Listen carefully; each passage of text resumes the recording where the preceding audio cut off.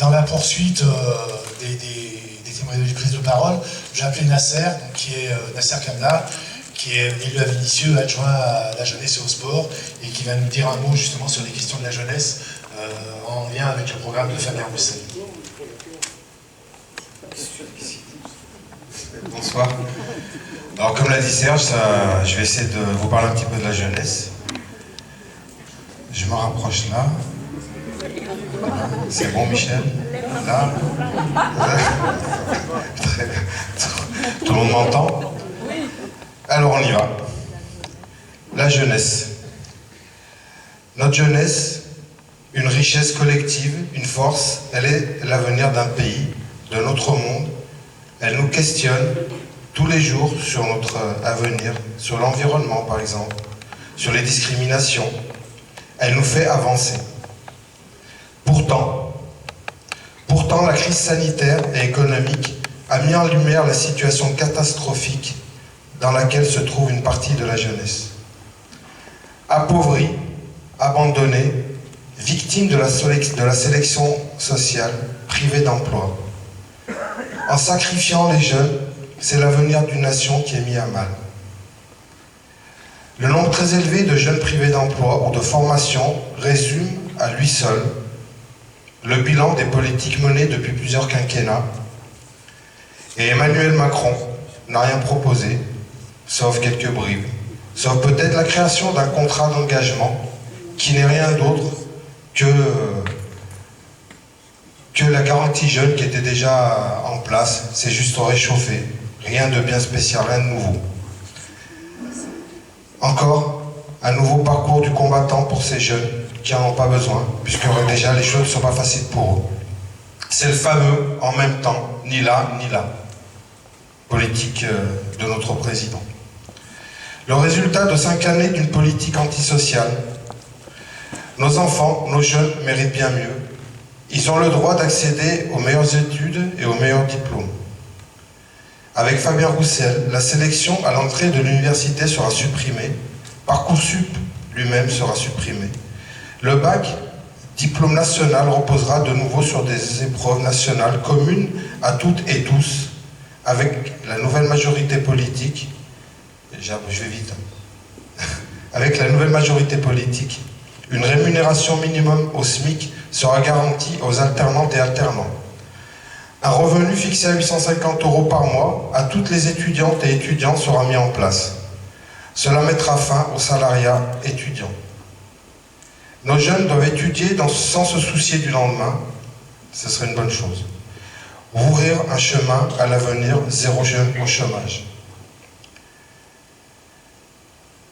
Chaque année, des jeunes viennent grossir, malheureusement, le rang des chômeurs, alors que notre société a besoin de tant de travailleurs et travailleuses qualifiés. Chaque jeune doit pouvoir avoir accès à un emploi utile à notre société.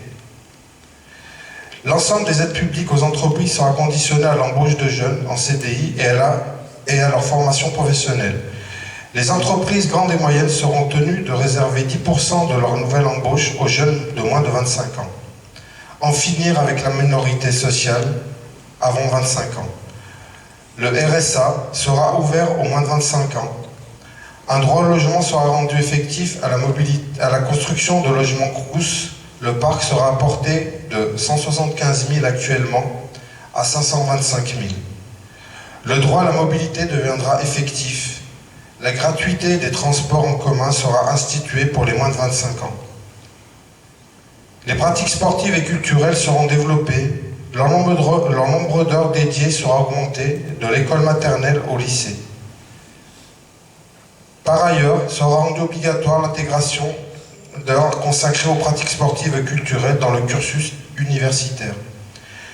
Dans les villes populaires, les taux de jeunes en difficulté sont affolants, malgré les politiques locales mises en place par notre maire, Michel Picard, et son équipe municipale, et sa majorité municipale.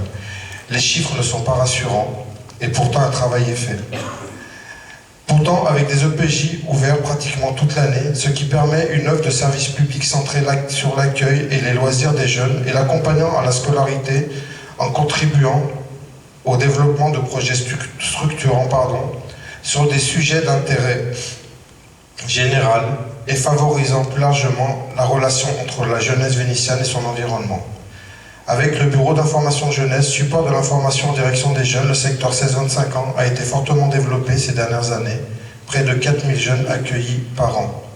Notre ville met des moyens humains et financiers conséquents, ce qui contribue à l'égalité des chances, en favorisant l'autonomie et l'ouverture du champ du possible, encourager les potentialités des jeunes à travers le développement de leurs compétences sociales. Je ne peux ce soir tout vous énumérer parce qu'on fait énormément de choses. Voilà, et nous, sans oublier que c'est vraiment parce que c'est une ville communiste qu'on fait énormément de choses pour nos jeunes. Je n'ai pas terminé. Ah, merci. Ah, voilà. Et c'est une réalité. Allez voir chez nos voisins, ça ne se passe pas toujours comme ça. Avec une députée communiste à la tête de notre circo, Michel, et Guillaume, hein, puisqu'il est derrière toi aussi. Et un président communiste, cela est possible. Alors faisons de ces élections un jour de victoire et de notre pays, la France, des jours heureux. Merci.